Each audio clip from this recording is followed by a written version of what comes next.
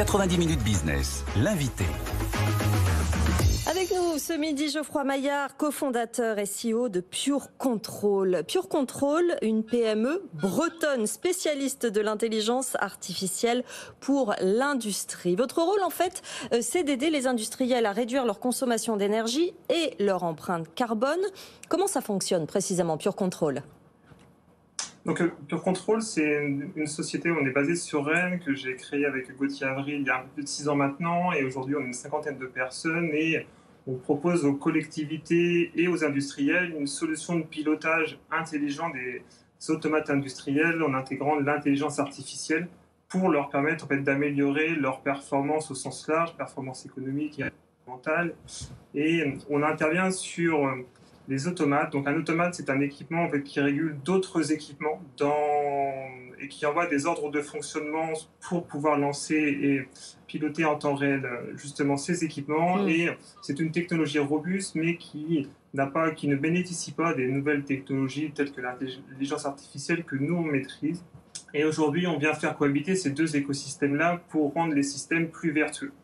Et donc, on propose donc à l'ensemble de ces clients-là ainsi une solution de régulation dynamique et en temps réel, en prenant la main à distance sur ces équipements-là pour pouvoir leur garantir de façon optimale en fait, la meilleure stratégie de régulation pour leur permettre de maximiser en tout cas l'atteinte de leur performance. Vous êtes présent sur 300 sites en France en ce moment et ce sont principalement des infrastructures de l'eau, hein, c'est 80% de votre activité. Pourquoi vous avez ciblé ces infrastructures-là ? Donc on a ciblé ces infrastructures-là parce que l'eau en fait c'est un sujet vital qui est vital pour l'ensemble des personnes qui sont présentes et puis qui est aussi à la fois complexe et très consommateur d'énergie. Donc aujourd'hui, on a choisi cette vocation-là parce que ça correspond aussi aux valeurs environnementales de l'entreprise qui sont très présentes, qui sont très fortes. Et puis stratégiquement, lorsqu'on est parti de zéro il y a 6 ans, l'architecture en fait en France a quand même des effets de concentration avec finalement assez peu d'acteurs qui représentent une volumétrie qui est assez conséquente et qui nous a permis, en fait, en séduisant ces grands acteurs-là, d'avoir des effets de volume qui sont importants et qui nous a permis d'expérimenter et de scaler, en fait, à très grande échelle, en fait, notre technologie.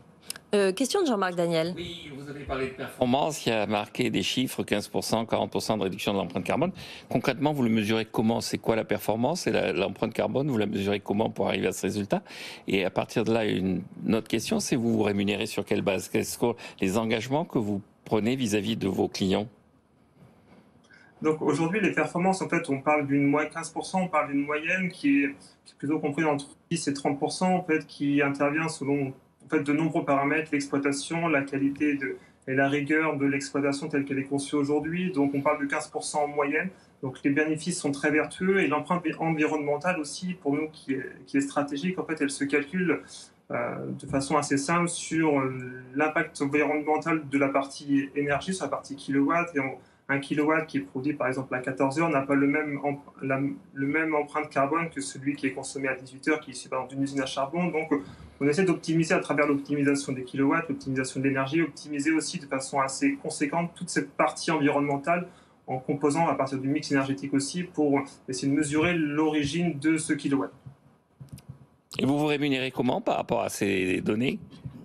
Donc on a un modèle économique qui est assez particulier, on est sur une solution qui est sans engagement. Aujourd'hui, le modèle économique, c'est un abonnement mensuel qui est proportionnel globalement à la taille de l'ouvrage que l'on adresse et qui permet d'avoir une solution qui s'autofinance toute seule avec les économies qui sont réalisées. Et aujourd'hui, en tout cas, c'est une des particularités, 100% de nos clients ne sont pas engagés et aujourd'hui, aucun client n'est parti de chez Pure Control, puisque dans tous les cas, en fait, il a un modèle économique qui est très vertueux. Donc vous êtes sur 300 sites en ce moment, on l'a dit, vous avez été créé il y a 600 et avant la fin de l'année, vous voulez être installé sur 1500 sites. Ça fait une sacrée accélération en 6 mois. Oui, c'est une accélération en tout cas assez forte qui nous permet en fait, de monter à l'échelle de façon significative et c'est notamment lié à des accords commerciaux très structurants et stratégiques avec une volumétrie en tout cas qui est très conséquente qui nous permet en fait, de monter à l'échelle sur le territoire français de façon très conséquente et commencer en tout cas à reproduire le succès qu'on a eu en France aussi au sein de l'Europe. Oui, au sein de l'Europe, parce que vous allez évidemment vous développer. Vous avez levé, du coup, vous venez de lever 7 millions pour ça, c'est ça ? En tout cas, oui, aujourd'hui, les objectifs sont multiples. C'est déjà, en fait, de pouvoir industrialiser et monter à l'échelle sur le territoire français, donc de pouvoir délivrer les contrats qui sont signés aujourd'hui, et puis aussi commencer à aller adresser l'international. On commence à avoir des positions en Espagne, en Benelux, en Angleterre, et dupliquer notre succès qu'on a rencontré en France pour devenir, en tout cas à court terme, un acteur significatif de la régulation dans le domaine de l'eau. Mais également, c'est ce qui représente 20% de notre activité aujourd'hui, c'est de nous diversifier. Parce que ce que nous on propose, on n'a pas d'expertise, en tout cas historique, même au niveau du domaine de l'eau, mais on a une expertise très poussée sur la partie intelligence artificielle et informatique. Et l'idée, c'est de pouvoir dupliquer ce succès qu'on a rencontré dans le domaine de l'eau à d'autres industries, chose que l'on fait déjà aujourd'hui de façon plutôt non structurée. Jean-Marc. Votre projet est assez innovant. Est-ce que vous avez l'impression que vous avez des concurrents qui montent en puissance ou est-ce que pour l'instant vous êtes relativement en situation de monopole, j'allais dire, en tout cas en situation d'être les seuls sur le marché ? Alors aujourd'hui, en tout cas, c'est une question qui est assez redondante et particulière. Aujourd'hui, on n'a pas identifié en fait de concurrents directs, bien qu'il y ait l'émergence en tout cas de solutions qui sont assez proches, plutôt aux États-Unis, en Asie, en Israël, voilà, sur des géographies assez lointaines. La particularité, c'est qu'aujourd'hui, on vient vraiment révolutionner en fait tout le modèle de l'automatisme industriel avec plutôt des sociétés qui sont très implantées, qui ont plutôt un monopole sur ces sujets-là. Donc, on vient vraiment bouleverser cette façon de faire. Dans tous les cas, en tout cas, c'est le parti pris de Pure Control. On est convaincu que ce que nous, on réalise aujourd'hui, de toute façon, c'est une évolution nécessaire dans le monde de l'automatisme qui n'a pas évolué depuis les années 80. Et l'apport de nouvelles technologies permet d'améliorer de façon considérable peut-être l'ensemble de ces systèmes-là. Donc, c'est une évolution qui, de toute façon, sera amorcée et nécessaire à très court terme. On a un prisme un peu recrutement dans cette émission, vous le savez. J'ai lu que vous alliez recruter en France, mais aussi en Europe. Est-ce que c'est pour alimenter le développement de votre activité tout simplement, ou c'est parce qu'ici, en France, on commence à manquer de talent dans votre domaine ? Alors aujourd'hui, on a une particularité, c'est qu'en tout cas, nous sommes basés sur Rennes, on n'a pas du tout de difficulté de recrutement. On a un projet en fait, environnemental, un projet qui a du sens et avec un impact qui est très fort.